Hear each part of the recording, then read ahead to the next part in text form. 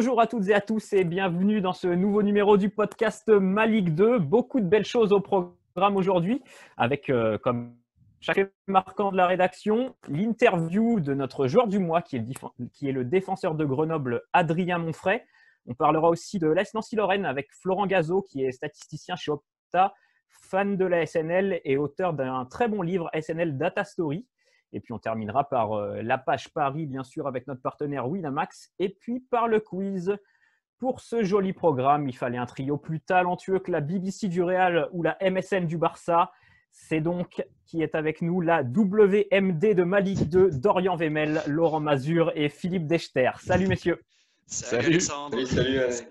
Vous allez bien? Vous êtes en forme? En pleine forme. Ça va bien. Bon. Très bien. On va commencer tout de suite avec les faits marquants de cette semaine chargée en Ligue 2 qui est 2 journées de championnat. Philippe, on peut commencer par toi. Toi, je crois que tu voulais mettre en lumière un petit peu un groupe d'échappés qui se détache un petit peu du peloton de cette Ligue 2. Ouais, c'était plus un avis en fait, plutôt qu'un fait marquant presque. C'est après cette série là de matchs, on a enchaîné plusieurs matchs avec des journées de championnat en semaine. Ça va encore être le cas jusqu'à Noël, mais il n'empêche, j'ai l'impression que les 7 équipes qui se détachent en tête du championnat, donc c'est-à-dire 3, Paris, Grenoble, Auxerre, Clermont, Toulouse et Caen, elles ont pris un peu le large, je trouve, même si au niveau comptable, ça se voit pas trop par rapport à ceux qui suivent comme Niort, Dunkerque, Véret, etc. Mais je pense que ces 7 équipes de tête, ce sont vraiment elles qui vont jouer, en fait, qui vont lutter pour le top 5 final. Alors, je vois pas dans les équipes qui se trouvent derrière actuellement d'équipes capables de venir se mêler à la lutte et en tout cas de venir ennuyer ces équipes. Sur 1 ou 2 matchs, c'est tout à fait possible. Voilà, Niort va ressortir, je pense, quelques gros matchs. Je pense que Valenciennes est capable aussi. Amiens peut aussi prendre des points, enchaîner 2-3 victoires. Mais je ne les vois pas être suffisamment régulières pour se mêler à la lutte avec ces 7 équipes qui jouent pas toutes hyper bien. Je prends par exemple l'exemple de Caen qui est 7e, mais Caen, pour le coup, ils sont réguliers. Même s'ils ne sont pas spectaculaires, même s'ils ont certaines lacunes, et ben, il n'empêche, ils continuent d'avancer, ils prennent les points, et puis ça va. Toulouse, c'est pareil. Il y a des très bons passages, il y a des moments plus compliqués. Voilà.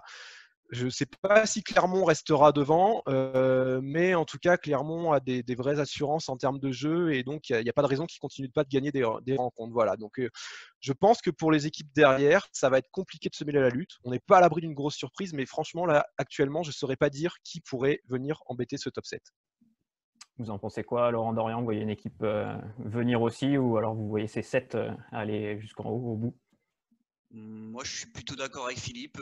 Quand je regarde, voilà, c'est vrai que Valenciennes, Sochaux, ils ont du potentiel, mais comme le dit Philippe, c'est trop irrégulier en fait. On voit Sochaux, c'est capable du pire comme du meilleur. Valenciennes, c'est un peu pareil. Parfois, ils sont injouables et parfois, ils sont catastrophiques. Donc, sur la durée, je suis plutôt d'accord. Je vois pas trop d'autres équipes s'inviter dans ce top 7. Moi, je suis un peu. D'un côté, je suis d'accord, mais d'un autre côté, je mettais quand même Valenciennes un petit point d'interrogation sur VA, qui a montré contre des équipes justement de ce top 7 qu'ils pouvaient rivaliser, surtout qu'il y a un calendrier d'ici Noël totalement abordable qui pourrait leur permettre de basculer justement dans ce top 7. Ils n'en sont pas très très loin, ils ont 20 points, le 7e camp en a 22. Et voilà, ils jouent Amiens, ils jouent Niort, ils jouent Guingamp, si je ne me trompe pas, et Niort, oui, c'est bien ce que j'ai dit, Niort, Amiens, Guingamp. Voilà, donc je pense que ça peut leur permettre de passer ce cap-là. Après, pour les autres clubs, Sochaux, je ne les vois pas du tout revenir. Niort, s'ils finissent avec un maintien tranquille, ça sera très bien pour eux. Dunkerque, c'est pareil. Donc voilà, puis les autres, je pense, partent d'un peu trop loin. Donc, ouais, d'un côté, je suis d'accord avec ce top 7 et je rajouterais quand même VA qui pourrait postuler à une place. Très bien. Dorian, toi, ton fait marquant, je crois que tu voulais nous parler d'un fait d'arbitrage qui t'a déplu, et j'imagine que tu vas pas être le seul autour de la table. Ouais, on va en parler un peu plus tard avec Adrien Monfray, justement, le défenseur de Grenoble. Moi, mon fait marquant, c'est vraiment ce penalty accordé à Caen qui est vraiment assez incompréhensible. Je suis vraiment pas là du tout pour taper sur l'arbitrage. Au contraire, c'est quelque chose de très difficile, sachant qu'en Ligue 2, il n'y a pas le VAR. Et encore, c'est peut-être pas une mauvaise nouvelle qu'il n'y ait pas le VAR, parce que des fois, on voit qu'en Ligue 1, même avec la vidéo, on voit des choses un peu étranges aussi. Mais là, honnêtement, si l'arbitre est bien placé lors de ce camp Grenoble, je vous invite à voir les images sur le Twitter officiel de Grenoble notamment. Le penalty concédé par Loïc Nestor, honnêtement c'est un tacle glissé sur le ballon, enfin on ne peut plus propre vraiment. Voilà, après Gioacchini il tombe, mais je pense que Gioacchini cherche même pas la simulation, c'est juste qu'il tombe à cause du tacle qui est parfaitement sur le ballon. Et voilà, penalty accordé à Caen. Il faut que les supporters canets en profitent, il faut que les joueurs canets en profitent, parce qu'en ce moment, ils sont dans une spirale très positive avec l'arbitrage. On se souvient du penalty très généreux obtenu aussi contre Le Havre dans le derby qui leur a permis de gagner. Là, ils prennent un point avec ce penalty. Le penalty à Châteauroux était moins généreux, mais on va dire que il n'est pas toujours sifflé non plus. Donc en ce moment, ils sont vraiment dans une bonne période avec l'arbitrage, il faut qu'ils en profitent. Moi, j'aimerais bien que, par contre, que les arbitres se remettent aussi en question. Je pense qu'ils le font, mais peut-être pas tous. En Ligue 2, on sait qu'il y a certains arbitres, c'est assez récurrent de voir des erreurs sur les matchs. Honnêtement, là, ça fait 2-3 semaines, on en parlait un peu entre nous, qu'on voit plein de matchs où il y a des décisions un peu étranges. Si je reprends le match de lundi soir entre Ajaccio et Le Havre, clairement, il y a un énorme penalty en première période qui n'est pas sifflé. En deuxième, on voit très bien que c'est une compensation, une toute petite main où le joueur il est de dos, il est en l'air. C'est hyper sévère, mais on voit que c'est de la compensation. Honnêtement, voilà, ça fait 2-3 semaines où il y a vraiment des fautes assez grossières. Et celui-là m'a vraiment marqué ce week-end. Moi, j'arrive pas à comprendre comment on peut siffler un penalty sur un tacle aussi parfait qui du coup prive une équipe de 2 points quand même dans la lutte pour la montée dans le top 5. C'est pas neutre. Donc voilà, après, c'est pas tel club qui est visé. Voilà, quand j'entends par exemple René Girard aussi, qui était un peu agacé par le but refusé, même si c'est du 50-50, on dit oh, le Paris FC dérange ou Grenoble dérange. Non, c'est vraiment pas contre une équipe en particulier, mais c'est juste des erreurs qui se multiplient semaine après semaine. Et il faut espérer, quand on est un club de Ligue 2, ne pas tomber sur ces erreurs d'arbitrage en fait. Et c'est un peu dommage, voilà, de se dire on espère que cette semaine c'est pas nous qui allons subir une faute. Donc voilà, c'était mon petit coup de gueule du week-end. On te comprend, parce que c'est vrai que cette faute, elle est inexistante. On voit d'ailleurs tous les joueurs grenoblois qui hallucinent. Vraiment, là, tu les vois tous d'un coup. Alors que quand il y a un penalty, toujours tout le monde crie qu'il n'y a pas faute. Mais là, tu vois que c'est vraiment sincère et ils n'arrivent pas à croire que l'arbitre est sifflé. Même les Canets, ils ne demandent même pas, en fait. Même les Canets sont surpris même d'avoir le péno, en fait. Mais bon, le tacle est magnifique. On leur donne, ils le prennent. Hein, mais je veux dire, même les Canets, ils ont dû se dire, putain, là, on s'en sort bien. Quoi. Ouais. Voilà. Ils ont eu pas mal de réussite sur ce coup-là. Toi, Laurent, ton fait marquant de la semaine, je pense que tu voulais nous parler des Dunkerquois. Ouais, l'USLD qui vient de battre Châteauroux 2-0, doublé de Cheikh Fantamadi Diarra. Dunkerque fait son championnat, promu. 9e avec 20 points, c'est très intéressant. Ils ont repoussé donc Châteauroux qui est barragiste, ils les ont repoussés à 8 points. Ça laisse quand même un matelas confortable d'avance, surtout Dunkerque, ce qui est intéressant. Alors, c'est pas spectaculaire au sens propre. Voilà, c'est pas quand on va voir Dunkerque, c'est pas le match où il y aura 6-7 buts. Ça gagne 1-0, 2-0, c'est rare. Quand ça perd jamais de très sur des scores trop importants. Et c'est surtout que ça sait se remettre en question et ça sait rebondir après une défaite. Ils ont enchaîné 2 fois, si je ne me trompe pas, cette saison, 2 défaites de suite. Et à chaque fois, ils ont su repartir de l'avant. Là, ils ont perdu mardi dernier à Amiens. Ils ont su se remettre en question et pour gagner face à Châteauroux. Voilà, et ça montre toute la solidité, toute la cohérence dans le projet de jeu et même dans le projet tout court de l'USLD, qui en plus n'est pas aidé par les blessures. Je parle de Kevin Rocheteau, blessé, de Nicolas Brunel, blessé aussi. Mais là, dernièrement, ils ont perdu Billy Ketkofonfon pendant un mois et demi. Ils ont perdu Dimitri Boudot, qui est quand même leur cadre, leur capitaine de route jusqu'à la trêve. Et malgré ça, ils arrivent à faire face à ces problèmes. Ils arrivent à faire face aussi à à un stade comme beaucoup qui est vide, mais un retour dans le monde professionnel qui n'est pas si facile que cela. Donc, moi, je leur tire un coup de chapeau. Et en plus, ce qui est encore plus beau, c'est le fait d'avoir gagné ce week-end en étant relégués administrativement, provisoirement, certes, par la DNCG. Ça montre aussi qu'ils sont focus sur le terrain, voilà, et qu'ils laissent la partie des NCG administratifs à leurs présidents, à leurs dirigeants. Et eux sont vraiment dans le projet de maintien. Et un maintien pour moi qui en tout cas, si rien ne change du côté de Dunkerque, va s'acquérir avec 45 points, 50 points. En tout cas, coup de chapeau pour le moment à cette équipe-là. Ouais, une des équipes surprises, une des belles équipes de cette première partie de saison de Ligue 2. Merci et messieurs pour ces faits marquants. Et puis on va passer à notre grande interview.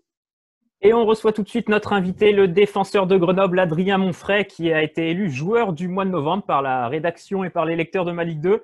Salut Adrien et félicitations. Salut, merci beaucoup, merci à tous. Alors Adrien, ce trophée vient récompenser un super mois de novembre pour ton équipe de Grenoble. Vous avez fait en 4 matchs, vous avez fait 3 victoires, un nul contre le Paris FC qui était leader, 3 clean sheets sur ces 4 matchs. On reparlera du dernier match contre Caen juste après, mais tout va bien à Grenoble en ce moment. Ça va être un régal de jouer. Oui, c'est vrai qu'aujourd'hui, on prend vraiment du plaisir. L'équipe tourne bien, surtout avec les rotations, puisqu'on joue tous les 3 jours. Donc, ça concerne tout le groupe. Et pour l'instant, ça fonctionne. Donc, on croise les doigts et on continue. Et vous êtes surtout très, très solide, notamment grâce à toi. Vous êtes deuxième meilleure défense de Ligue 2 derrière Clermont. Vous êtes très difficile à bouger. Ça, c'est la marque de fabrique de Grenoble. C'est sur ce quoi le coach insiste énormément. Oui, c'est vrai que le coach aime le fait que l'équipe est solide et que l'équipe soit difficile à manier. Mais il n'oublie pas que nous, on veut attaquer, on veut marquer des buts. Et je préfère gagner un match 2-1 plutôt que de faire 1-0. Je préfère vibrer, quoi. Ouais. Un petit 5-3 comme Toulouse. Bon, non, pas autant. Pour un défenseur, c'est trop. Mais je veux vibrer quand même. Vas-y, Laurent. Justement, en plus, Adrien, vous n'avez pas été épargné par le Covid. Alors, il y a eu de l'actu du côté de Grenoble cet automne. Le Covid, ça vous a empêché de jouer pendant un petit moment. Ça vous a coupé. On aurait pu craindre justement que votre élan soit coupé. C'est le cas de le dire. Mais au contraire, vous avez maintenu une cadence qui est intéressante. Vous avez conservé vos qualités offensives tout en conservant votre solidité. Comment tu l'as vécu, toi, cette période particulière sans jouer et maintenant cet enchaînement de matchs? Est-ce que tu sens de la fatigue ou voilà, comment tu as vécu ça? C'était une période particulière, oui. Mais nous, en tant que professionnels, on avait un devoir de rester en forme et d'être prêt à bouger quand il fallait. Après, on se met à la place des autres personnes qui ont une vie qui est totalement au ralenti. Nous, on a la chance de pouvoir encore travailler et on se doit d'être performant. C'est pour ça qu'on essaye d'être bon sur le terrain pour donner du plaisir à nos supporters, parce qu'on voit qu'ils nous suivent sur les réseaux, même au terrain, ils mettent des banderoles, ça nous fait vraiment plaisir. Donc je profite de cette tribune pour les remercier. Et vraiment, nous, pour l'instant, tout roule. Le seul truc qui nous manque, c'est de pouvoir partager avec eux. Donc on a vraiment hâte que les tribunes rouvrent. Mais est-ce qu'il y avait quand même une sorte de peur de savoir comment les joueurs touchés par le Covid, vous avez été plus des 3/4 des joueurs justement, si parmi les symptomatiques, il y a y avoir une baisse de régime, une méforme logique, est-ce qu'il y a eu une crainte? Et aujourd'hui, où en est l'état du groupe en fait? Certains ont été touchés plus durement que d'autres. La majorité ont été asymptomatiques. Mais justement, le fait que le groupe était bien fourni, on a réussi à pallier les manques. Donc, il n'y avait pas forcément de psychose ou quoi que ce soit. Et vous Vous auriez pu être leader d'ailleurs. Là, on est mardi, on enregistre. Grenoble aurait pu être en tête s'il y avait eu la victoire à Caen. C'était bien parti. Bon, malheureusement, je pense Les gars, c'est le sujet qui qu'honnêtement, fâche. on va pas te le faire dire à toi. On va le dire nous. Bon, je pense qu'on est tous unanimes pour dire qu'honnêtement, le penalty est très, très, très sévère quand on revoit les images. Après, voilà, en direct, c'est vrai que l'arbitre n'a pas le droit au VAR. On le rappelle en Ligue 2, donc ne peut pas se faire un deuxième avis. Mais bon, il y a cette petite frustration de ne pas avoir pu gagner, mais c'est quand même rassurant dans le contenu ce que vous avez produit à Caen, j'imagine. Je pense qu'on aurait pu se mettre à l'abri, même une fois qu'on ait pris ce penalty. On a encore une occasion où je vois une frappe qu'on croise un peu trop, où vraiment, je me dis qu'on pouvait vraiment encore le faire. Donc, il y a quand même de la frustration, mais c'est vrai que ce penalty, il nous reste un peu en travers de la gorge. Voilà, ça fait partie du jeu, c'est pas la première fois, c'est pas la dernière. On passe, quoi. On passe. Après ce match-là, il y a eu de la tension dans les couloirs du vestiaire. Comment ça s'est passé? Comment tu l'as vécu? Est-ce que tu étais là? Voilà. Oui, j'étais là, il y a eu un peu de tension. Voilà, il y a eu quelques mots durant le match des deux côtés. Voilà, après, il y a eu 2-3 explications, mais il n'y a pas de quoi crier. C'était engagé, 9 cartons jaunes, je vois là, sur la feuille de match. Oui, non, c'est vrai que honnêtement, c'est surprenant parce que ça se passait plutôt bien, mais un geste en entraînant un autre, l'arbitre qui donne des cartons là où il ne devrait pas donner, ensuite, certaines fois où il aurait dû donner, il n'a pas donné, et au fur et à mesure, ça s'est envenimé. C'est dommage parce que honnêtement, c'était dans les règles. Pour revenir à la partie terrain, justement, Adrien, tu as déjà joué à Bastia, à Laval, tu étais à Orléans avant. Là, c'est, je pense, la première fois de ta carrière que tu joues vraiment le haut de tableau, en tout cas la montée en Ligue 1. Qu'est-ce que ça change pour toi, justement, dans ta carrière? Est-ce que c'est aussi quelque part une belle progression? Alors déjà, j'ai jamais dit quand je vais la monter en Ligue 1. Non, mais moi je le dis, moi je te le dis. Je commence pas, d'accord. Ok. Mais oui, forcément, c'est une place qui est intéressante. Voilà, on a envie de se battre jusqu'au bout pour l'accession. On verra, mais en tout cas pour faire valoir la qualité de notre équipe. Donc, bien sûr que nous, on a envie de prendre tous les points qui sont possibles et après, on fera les comptes en fin de championnat. À partir de quand vous pourrez dire justement que vous jouez la montée ou que vous jouez le top 5, on arrive à la moitié de la saison, vous êtes troisième. 13 journées. Oh. À partir de la 37e. À partir de la 37e. Merci beaucoup. Ça très proche. Non, mais voilà, vous avez un jeu attrayant, spectaculaire aussi par le moment. On sent qu'il y a un fond de jeu qui est là, il y a une identité qui se dégage, il y a une progression par rapport aux autres années. Voilà pourquoi on ne pourrait pas y croire cette saison. Mais vous, pour le moment, c'est prendre les points qu'il faut. C'est ça? Oui, pour l'instant, honnêtement, c'est vraiment ça, le discours qui est dans le vestiaire. Il n'y a aucune enflammade parce que je pense que vraiment, c'est le meilleur moyen de prendre le mur. Donc, il faut vraiment garder les pieds sur terre. On se bat contre des cylindriques qui n'ont vraiment pas les mêmes moyens. Donc, il faut qu'on reste dans notre peau d'outsider et on verra bien. Et quelle est justement pour toi la principale progression du groupe par rapport à l'année dernière? Qu'est-ce qui fait que là, en ce début de saison, ça tourne mieux? Vous êtes encore plus performant. Qu'est-ce qui, selon toi, amène ça? Je pense qu'on va beaucoup. On va plus au fond des choses. On va vraiment au bout de nos actions. Ouais. On met beaucoup plus de buts. La solidité est là. Je pense que vraiment, on a une équipe de copains. On sent que tout le monde a envie de se battre pour l'autre. Et pour l'instant, ça se passe bien. Donc on s'accroche. Mais après, on sait que voilà, tout peut aller très vite. Et il ne faut surtout pas s'enflammer. C'est pour ça que je ne veux pas vous écouter, les gars. En plus, vous jouez bien. Non, mais en plus, c'est vrai qu'on en parle souvent entre nous. Vous faites partie des équipes qui produisaient le jeu le plus sympa à voir en Ligue 2. Donc, quelque part, faut le dire aussi, parce que si nous, on le dit pas, il n'y a personne qui va le dire et ce serait dommage.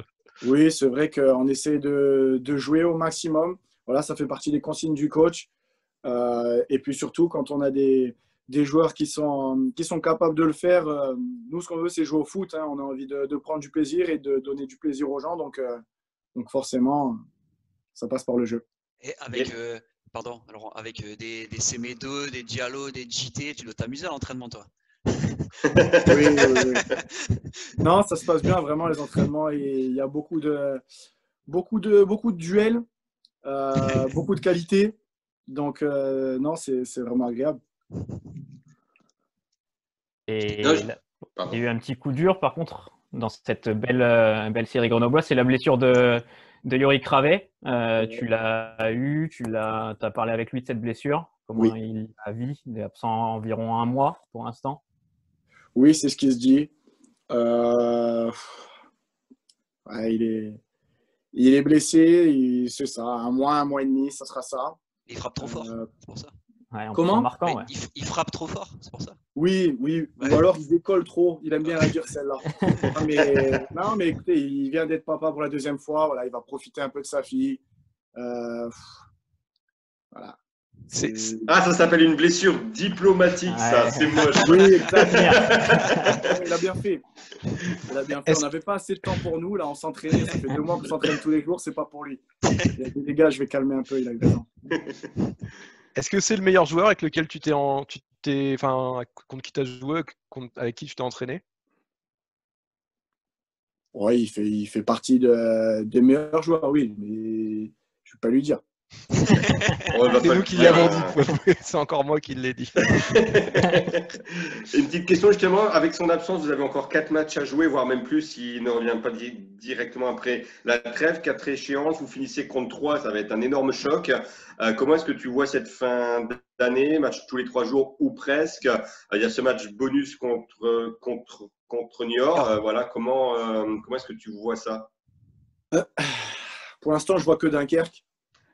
Parce que honnêtement, en jouant tous les 3 jours, il faut prendre les matchs les uns après les autres. On ne sait jamais qui sera suspendu, qui sera blessé, qui sera bien, qui sera moins bien. Vraiment, là, c'est pas une question que je me pose aujourd'hui. Vraiment, je prends les matchs les uns après les autres.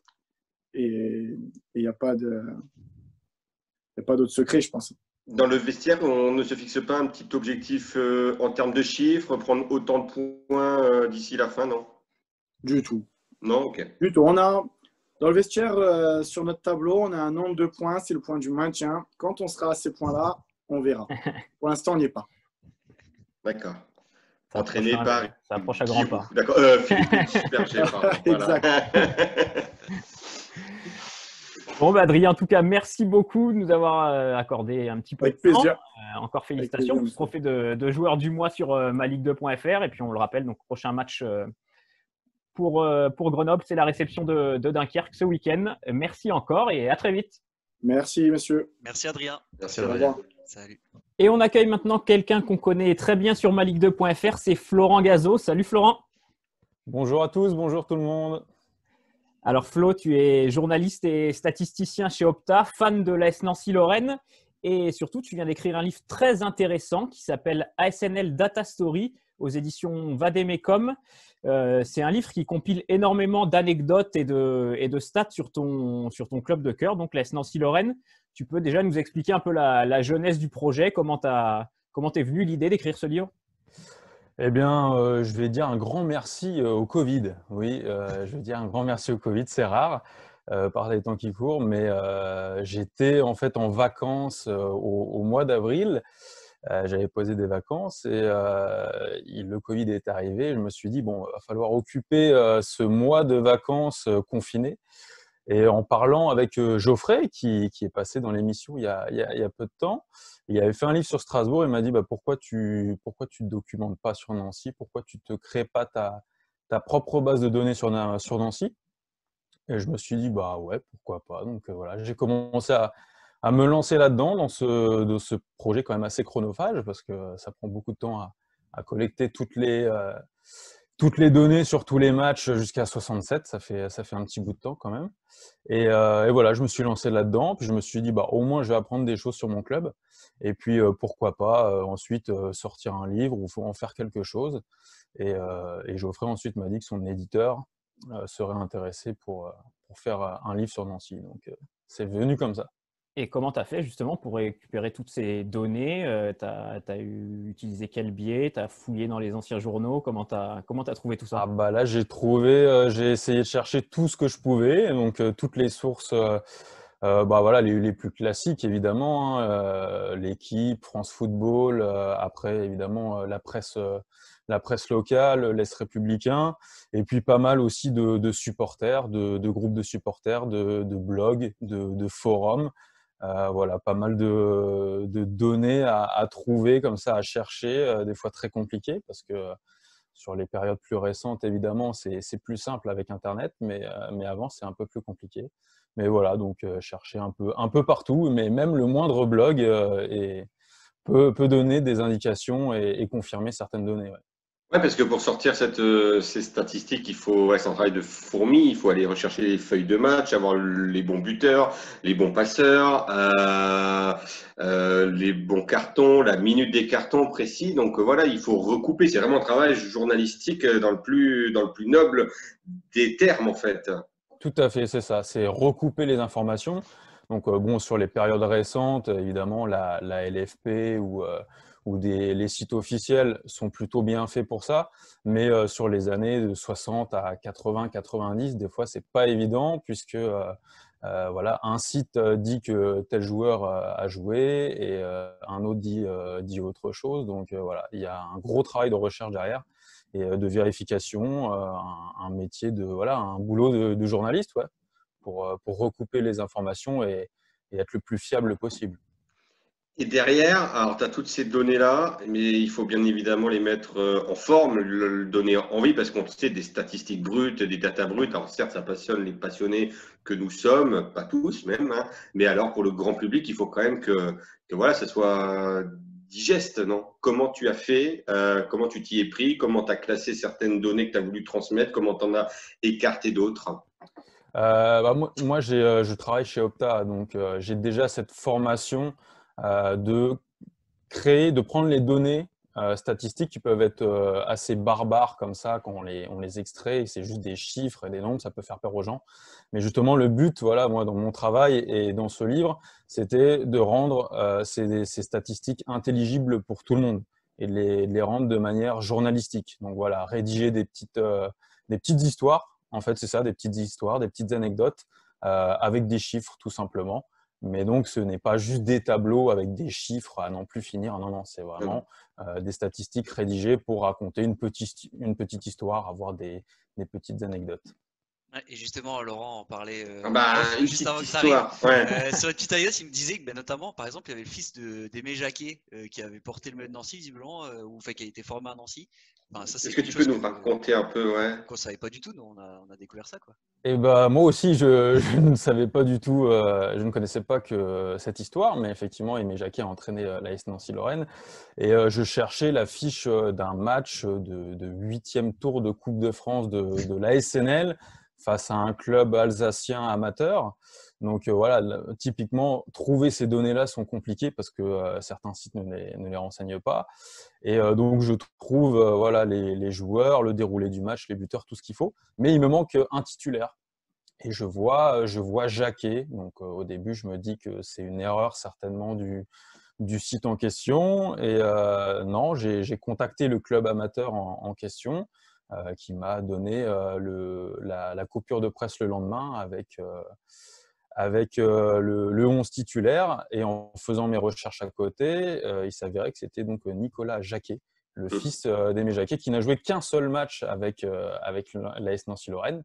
C'était donc ce match-là, mais je ne connaissais absolument pas cette histoire. Je pense que beaucoup de gens ne connaissaient pas cette histoire. Mais voilà, il a joué un seul match et sa carrière s'est très vite arrêtée, comme je l'explique dans le livre, puisqu'il a eu des problèmes de santé par la suite. C'était le 30 novembre 1997, pour être précis, voilà, pour te C'est lire. ça. Voilà. Il y a d'autres. Vas-y, Philippe. Ouais, Florent, on sait il faut aussi le rappeler, hein, tu es un supporter vraiment passionné, non seulement pour ton travail, mais aussi tu suis ton club en déplacement. Tu es quand même quasiment sur tous les stades de France à chaque fois que Nancy se déplace, donc on mesure bien ta passion. Est-ce qu'il y a d'autres choses justement dans ton livre qui t'ont marqué? Parce qu'on sait que Nancy, c'est un club historique qui a eu des très très gros moments en Coupe d'Europe, on s'en rappelle, mais aussi des moments plus compliqués. Est-ce que tu as découvert, toi, justement, des choses assez frappantes?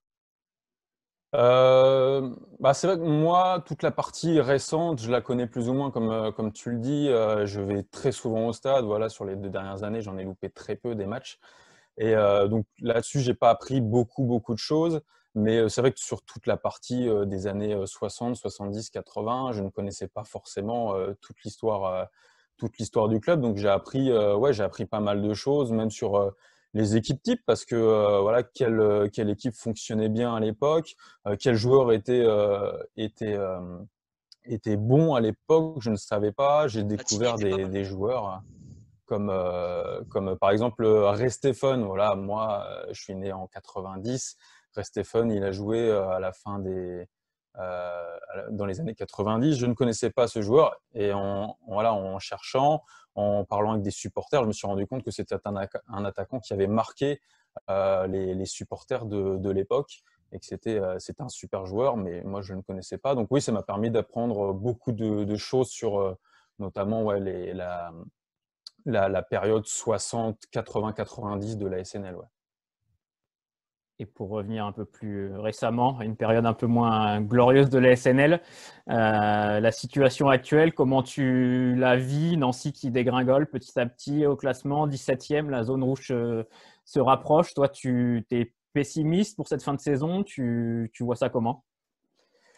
Il y a un adage qui dit l'espoir fait vivre, donc voilà, on va s'accrocher à ça, mais effectivement, je pense que comme beaucoup de supporters de l'AS Nancy-Lorraine actuellement, on n'est pas très optimiste. Ça fait maintenant 4 saisons de grandes difficultés. Je prends la saison de Ligue 1 qui avait été assez catastrophique. Donc là, depuis le retour en Ligue 2, c'est très compliqué. Tu fais que jouer le maintien. Donc évidemment, quand tu es un club comme l'AS Nancy-Lorraine, tu aspires quand même à autre chose. Donc oui, c'est très compliqué, là particulièrement en ce moment où ne serait-ce que décrocher un point à Sochaux, c'est très compliqué. Et tous les points valent cher. Donc non, c'est difficile. C'est sûr que quand on a connu, et ce livre permet aussi de se replonger dans des heures un peu plus glorieuses du club, ça fait un peu du bien par les temps qui courent. Mais c'est sûr que quand on a connu la Coupe d'Europe, une 4e place en Ligue 1, une Coupe de la Ligue, voilà, des joies comme ça. C'est sûr que maintenant, quand on vient difficilement à bout de Dunkerque et qu'on est heureux, on se dit bah ouais, le football, ça va très vite. Mais sur le papier, bon, on peut s'en sortir. Après, c'est vrai que la dynamique est très mauvaise actuellement. On peut pas forcément, c'est sûr qu'on peut pas être très optimiste pour la suite. Maintenant, voilà, on va essayer de chercher le maintien et puis c'est tout ce qu'il y a à aller chercher de toute façon cette saison. Ouais. Et juste une dernière petite question peut-être, mais c'est vrai que Jacques Rousselot, le président, en début de saison, il était plutôt optimiste sur le potentiel du groupe, de l'effectif, même si le recrutement avait été assez restreint, avec le budget forcément diminué avec la vente avortée. Voilà, nous, ça nous semblait un peu juste pour Nancy. Est-ce que tu penses quand même qu'avec ce groupe-là, tu peux essayer de viser au moins peut-être le milieu de tableau ou enfin, est-ce que c'était prévisible de voir Nancy galérer comme ça, selon toi, qui suis vraiment le club de très près depuis des années? Pour moi, avec l'effectif actuel, ça allait être au mieux une place en milieu de tableau. Voilà, il y a des manques, il y a des manques criants dans certaines lignes. Et évoquer une saison assez facile ou même ne serait-ce que penser au barrage, ça me paraissait totalement utopique en début de saison. Voilà, un maintien tranquille en milieu de tableau, pourquoi pas. Mais l'année dernière, on avait déjà les mêmes manques. Devant, c'était compliqué. Et cette année, tu as perdu Wagner qui était ton meilleur buteur, ton détonateur, ton meilleur joueur. Tu perds McTargay aussi qui avait quand même marqué quelques buts avec Nancy. Et offensivement, tu te retrouves avec des joueurs voilà, Michael Biron qui fait des bonnes prestations, mais ça reste quelqu'un qui vient du National 2, qui était à Épinal la saison dernière. Vinny Triboulet, c'est quelqu'un qui n'a absolument pas joué la saison dernière en Belgique, donc, et qui a peu de matchs de Ligue 2 dans les jambes. Et voilà, et Ryan Philippe en prêt de Dijon, c'est quelqu'un qui vient pour prendre du temps de jeu, donc on ne va pas attendre de lui qu'il marque 10 buts dans la saison. Donc pour moi, ça me paraissait une saison encore de transition, malheureusement. Je ne pensais pas que ça serait aussi inquiétant. Après, je pense que quand même, l'effectif de Nancy, si tout le monde est là, il y a moyen quand même de ne pas être dans les 3 derniers. Alors, c'est triste de dire ça, hein, mais pour l'instant, c'est ça la réalité.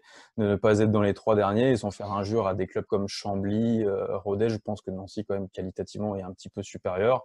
Mais dans le football, ça fait pas tout, malheureusement. J'ai 2 petites questions pour revenir à des heures plus glorieuses. Une première question sous forme d'interrogation pour mes collègues et je te laisserai, Florent, donner peut-être la bonne réponse. Voilà. Et une deuxième question plus personnelle. Un petit quiz. Juste, il y a une stat qui m'a fait sourire. Est-ce que vous savez la particularité d'Albert Cartier à Nancy en tant que joueur, lorsqu'il était joueur? Exactement. Il n'a jamais marqué un but? Ah non, c'est pas ça. Mais il n'a pas pris de carton. Jamais pris de carton rouge. Non. Florent, allez, vas-y. Eh ben, Albert Cartier a marqué beaucoup plus contre son camp qu'avec Nancy. Si je dis pas de bêtises, c'est 5 buts contre son camp avec Nancy pour seulement 2 marqués dans le bon but. Ouais. Donc voilà. C'est des petites statistiques comme ça. C'est surtout pour être un peu original, rigolo et faire parler. Ça vous montre quand même un peu le ton de ce livre qui est vraiment à dévorer. Ça se lit très très bien. Je vous le confirme. Et Albert Cartier, ça rejoint directement FC Metz. T'es nancéen, ton éditeur est dans l'Est de la France. J'imagine que ton livre est en vente dans les points de Metz. Est-ce que tu as l'intention d'investir, d'envahir Metz? Non, alors, il y a effectivement des livres d'ASNL Data Story qui sont en kiosque à Metz. Oui, on cherche un peu la provocation aussi. Oui, il y en a en vente. Après, non, je ne ferai pas de livre sur le FC Metz, si c'est ça ta question. Non, mon club de cœur, c'est évidemment la SNL. Et je pense que d'autres personnes seront beaucoup plus à même de faire des livres sur le FC Metz que moi. Et d'ailleurs, il y a une partie de la rivalité Nancy-Metz dans ce livre. T'as eu un retour du club? Est-ce qu'ils vont t'aider? Enfin, est-ce qu'ils vont communiquer aussi? Est-ce qu'ils vont l'offrir aux joueurs pour aussi qu'ils voient un peu le passé glorieux du club pour se bouger les fesses ou... Alors, l'offrir aux joueurs, je ne sais pas. En tout cas, oui, j'ai des retours de Nancy qui a très bien reçu le livre, très apprécié. C'est un angle qui n'avait jamais été fait encore sur la SNL, ce côté statistique est plutôt original et sympathique. Ça se lit bien, je pense. Donc voilà, vu qu'ils ont beaucoup aimé, c'est ce qui m'a permis d'avoir la préface justement de Jacques Rousselot. Voilà, ils ont joué le jeu. Alors après, ils sont intervenus à aucun moment dans mon livre. Voilà, ils m'ont laissé faire ce que je voulais. C'est vraiment une démarche personnelle. Mais je me suis dit, pourquoi pas avoir une préface de quelqu'un historique du club. Et voilà, Jacques Rousselot, c'est quand même quelque chose pour l'AS Nancy-Lorraine depuis 1994. Il est au club, donc je me suis dit pourquoi pas. J'ai tenté ma chance et le club a tout de suite accepté avec plaisir de jouer le jeu et de faire cette préface. Enfin, Jacques Rousselot de faire cette préface. Et Nancy a déjà communiqué dessus sur son site officiel, sur son Twitter, Facebook et sur ses réseaux sociaux. Donc très sympa de leur part en tout cas. Très bien. Ouais, c'est un très beau cadeau à offrir en cette période pré-Noël à tous les fans de Nancy. On vous conseille vivement ce livre ASNL Data Story aux éditions Vademecum. Donc on peut le trouver dans toutes les bonnes librairies de l'Est de la France et sur le site de Vademecum Éditions. Florent, merci d'avoir été avec nous pour partager ta passion de la SNL et puis à très vite sur Ma Ligue 2.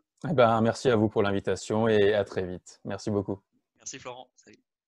Et on passe tout de suite à notre page Paris avec notre partenaire Winamax. Winamax, les meilleures cotes. Philippe, je te laisse faire le bilan de cette semaine de Paris. Eh bien, écoute, les semaines se suivent et se ressemblent et c'est tant mieux pour nous et pour les gens qui nous suivent. En tout cas, on espère que vous avez profité de nos bons conseils du week-end dernier où on a encore validé, tout simplement 5 paris et 2 échecs. Donc, on avait vu un match nul entre 3 et le Paris FC. Malheureusement, but refusé à la 94e pour l'égalisation. Donc, la cote à 3 n'est pas passée loin. Tout le reste a été validé. Donc, Toulouse, Guingamp, on avait dit victoire de Toulouse ou match nul et plus d'1,5 but. La cote à 1,78. Auxerre qui bat Niort, 1,94. C'est passé tranquillement. Rodez qui gagne une mi-temps contre Amiens à 1,84. C'est passé facile aussi en première mi-temps. Rodez marque en première mi-temps, cote à 2,30. C'est passé.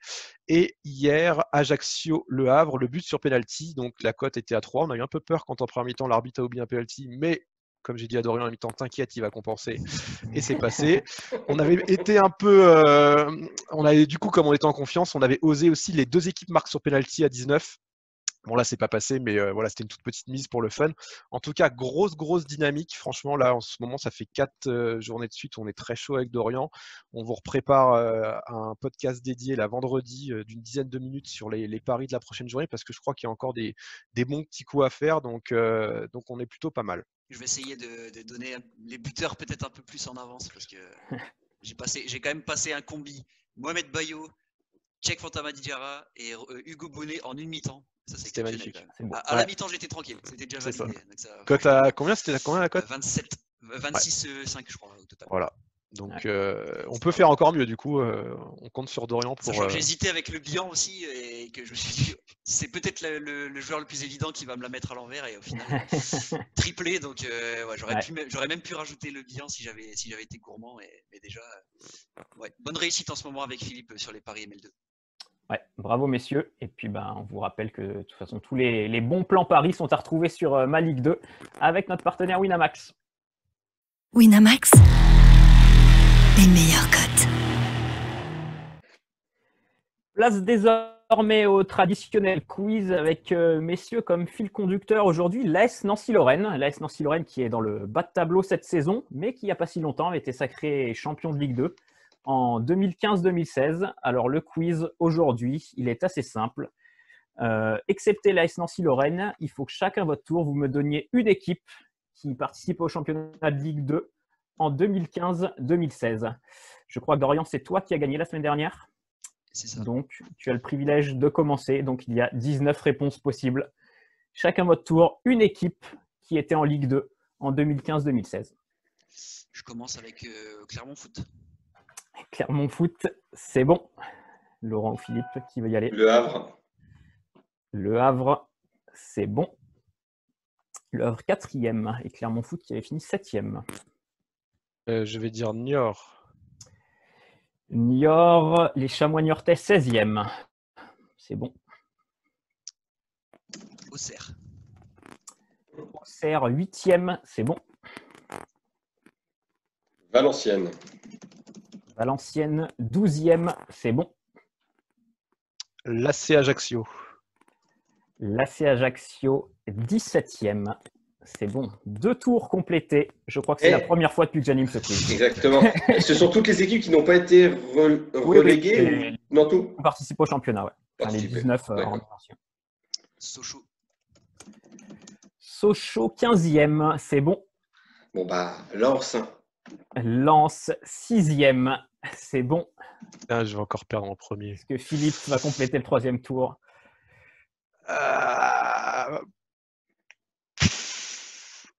Allez, je tente au panache le Gazélec Ajaccio.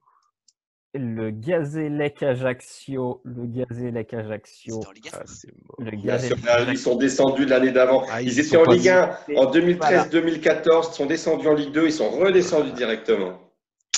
Philippe éliminé. Eh oui. Un duel final entre Dorian et Laurent. Dorian, toi. Laval. Laval 13e, c'est bon. La lanterne rouge cette saison-là, si je ne me trompe pas, le Paris FC. Bien joué. 20e le Paris FC. Bravo. Dorian, à toi. Red Star. Le Red Star 5e, c'est l'année où ils ont failli remonter en Ligue 1. Laurent. Le champion cette année-là. Non, attendez. Non, Ouais, pas le champion. J'ai champion, failli c'est me. Comment? Le champion, c'était Nancy. Oui, justement, je me suis trompé d'année. Donc, avant de donner le nom d'un club qui n'est plus là, on va se reconcentrer. Je vais dire Châteauroux. Châteauroux. International déjà? Ouais, ils Châteauroux étaient en n'est pas là. national. Châteauroux était en C'est national. l'année où il remonte, je crois, de National en Ligue 2. Ouais. Encore une Et donc, victoire. nouvelle victoire de Dorian. Il vous manquait les. Bah, c'est Metz qui serait Est-ce que monté. Metz il y était ou pas Metz? Metz, Ah. Bourg. Caen. Dijon 2e. Bah oui, mais. Je vais vous donner le Dijon, c'est eux classement. que je voulais dire. Mais oui, c'est pas. Nancy, Dijon, Metz, Le Havre, Red Star, Lens, Clermont, Auxerre, Tours, Brest, Bourg-en-Bresse, Valenciennes, Laval, Nîmes, Sochaux, Niort, AC Ajaccio et les 3 relégués, Évian, Créteil et le Paris FC. Paris, c'est. Ah, C'est moche. J'offre encore un plateau. La victoire à Dorian. Là, Vous avez quand même été solide, bravo. Ouais. C'était il n'y a pas si longtemps, mais. Non, en plus. Ouais, non, mais tu vois, La Ligue- c'est la toujours Ligue 2 a changé un petit peu. C'est toujours piégeux entre Ouais, ouais. ceux qui montent, qui descendent. Voilà. Moi, j'avais 3 en tête, tu vois, j'hésitais et au final, ils éient en Ligue 1 cette année-là. Donc, Bah ouais, je l'ai Ouais, dit. c'est Je sûr. serais Châ- planté aussi. Châteauroux, l'équipe qui reste le plus longtemps en Ligue 2, bam! et souvent, c'est une Cette solution. année-là, évidemment, elle n'y est pas. Bon, en tout cas, merci messieurs d'avoir participé à ce podcast. Merci à toutes et à tous de nous avoir écoutés. N'oubliez pas de télécharger l'appli Malick 2 qui arrive depuis aujourd'hui sur l'App Store. Donc là, si vous êtes détenteur d'un iPhone, vous pouvez y aller. Pour les autres, vous pouvez évidemment continuer de télécharger l'appli. N'oubliez pas non plus d'aller sur malick2.fr pour suivre toute l'actualité du championnat. Et puis on se donne rendez-vous la semaine prochaine. À bientôt. Salut! Ciao.